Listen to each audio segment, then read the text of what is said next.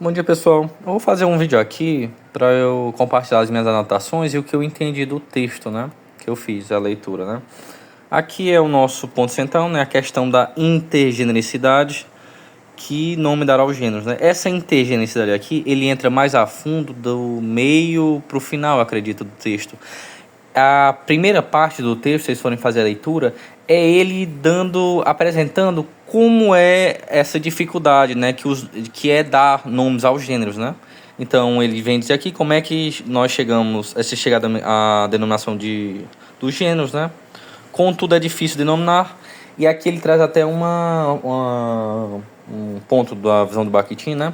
Os gêneros se imbricam e interpretam para constituírem novos gêneros. Então, nessa primeira parte aqui da leitura, ele sempre vai bater na tecla que quando você vai analisar o gênero, você vai ter a presença de mais de um, né?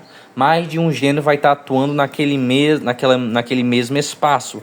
Que é o que ele está fazendo aqui? Ele está preparando o terreno para entrar, de fato, nessa intergenesidade, que a gente vai ver o que é um pouquinho mais pra frente, né? Aí eu coloquei aqui, eu copiei essa parte do texto, eu achei interessante, né? Em geral, damos nomes aos gêneros usando um desses critérios. Aí ele vem e traz os critérios, né? Forma estrutural, propósito comunicativo, conteúdo, meio de transmissão. Aí ele vai trazendo aqui as características que é utilizada dos critérios que é utilizado, né? Para dar um nome ao gênero. Porém, ele faz sempre as observações, mas vários desses critérios podem atuar em conjunto, né? Na constituição de um nome, sempre atua mais de um critério. Então, ele sempre vai batendo na tecla que você vai tendo mais de um gênero, né? Ali no meio. E aí ele apresenta esse aqui que eu até marquei como importante, que para mim é um momento que ele abre o diálogo para falar de fato dessa intergenericidade e o que ela é, né? A gente tem aqui. A questão central não é o problema da nomeação dos gêneros, mas a de sua identificação, de identificar ele, né? Pois é comum burlarmos o cânon de um gênero fazendo uma mescla de formas e funções. Se vocês pararem para pensar, o que seria burlar esse cânon de um gênero, né? Vocês verem que nos exemplos que eu acho que vocês viram, você vai ver que tem um artigo de opinião, a função artigo de opinião, na estrutura, na forma poema, né? Você está burlando o cânone daquele gênero, né? Que seria ele estar na função e na forma de um artigo de opinião, por exemplo. Mas não, nesses exemplos que a gente vê, que traz no próprio texto, você vê a função artigo de opinião ou tem outras funções que ele traz, né? Só que dentro de outra forma, de outro gênero. Então você está tendo essa mescla. E esse é o fenômeno da intergeneridade, né? É essa mescla de gêneros, essa sobreposição de gêneros em um mesmo espaço. E aí, para iniciar, ele traz essa pensadora, né? Ou essa linguista, não vi direito o que era a denominação dela, que é a Ulla Fix, que ela traz o quê? Que usa a expressão intertextualidade tipológica para designar esse aspecto da hibridização ou mescla de gêneros em que um gênero assume a função de outro, a função, a forma de outro, né? E esse fenômeno aqui é a mesma coisa, de certa forma, a mesma coisa que a intergenesidade. Logo após apresentar isso aqui, o Marcuski já traz a visão dele. Pessoalmente, estou usando intergenesidade como a expressão que melhor traduz esse fenômeno. Então, o que é essa intergenesidade, como a gente falou? É no mesmo espaço a gente ter a presença de dois ou mais gêneros. Nós temos essa mescla, como ele diz aqui. Nós temos essa hibridização, é uma coisa híbrida, não é uma coisa única. Não é híbrida. Por exemplo, eu estou tendo a função de um e a forma de outro, né? Então ele traz esse apontamento, né? Após isso, ele faz outro apontamento importante, né? Ele vem desenvolvendo essa estrutura da intergenesidade, mas ele traz outro ponto importante, que é o quê? Que a gente tem que levar a sério o quê? Distinguir o que é a diferença e que é diferente, né? A intergenesidade da heterogeneidade tipológica. Ele fala, olha, uma coisa não é igual a outra, você tem que levar essa diferença a sério. O que isso quer dizer? Se a minha intergenecidade é a questão da sobreposição de gêneros, no mesmo espaço, eu vou ter poema, eu vou ter artigo de opinião, sabe? Eu vou ter esses dois.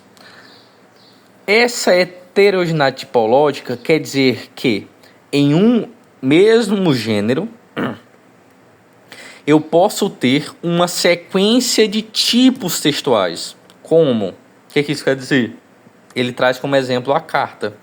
Por exemplo, uma carta pessoal, que é o gênero carta, né? Como já vimos, pode conter uma narrativa, que é um tipo, uma argumentação, que é um tipo, e uma descrição, que é um tipo. Então a gente está no mesmo gênero, tendo uma sequência de tipos. Isso é heterogeneidade tipológica. A gente tem dois gêneros, hibridização, dois ou mais, se eu não me engano, atuando no mesmo espaço, a gente tem intergenecidade. Aí eu até coloquei aqui, né? Porque se ele apontou que é para a gente levar em consideração essa diferença, é porque é importante, né? E aqui, para finalizar, eu estava colocando aqui, isso aqui é em relação aos exemplos que ele traz, né? Essa interfuncionalidade é do poema, do exemplo do poema com o artigo de opinião. E esse interdomínios, sempre que vocês estão vendo no contexto desse texto aqui, né? Esse inter quer dizer sobreposto, a presença de mais de um, né? Se eu tenho uma funcionalidade, eu coloco esse inter aqui nesse contexto, né? Você está tendo a presença de mais de um, então é a sobreposição de duas funções. Interdomínios discursivos, você tá tendo a presença de dois ou mais domínios discursivos, né? Então esse aqui é em relação ao exemplo do poema, e esse é exemplo do relatório que tem lá do Graciliano Ramos, eu acho, lá que ele traz, né, o relatório. Aqui é um gráfico, né, que ele faz, uma estruturazinha que ele faz para tentar, e é engraçado que ele coloca lá na escrita, para tentar interpretar, né? Ele não diz como fato, né? Ele diz que é uma tentativa, né? Algo do tipo. Eu achei isso interessante, destacar esse ponto. E aqui você vai ter, né, a função do gênero A, a forma do gênero A, a função do gênero B, a forma do gênero B. E aí nos exemplos ele traz, por exemplo, aqui, função de artigo, porém forma de poema. Então esse texto, essa estrutura aqui, eu não sei como é que esse gráfico, né?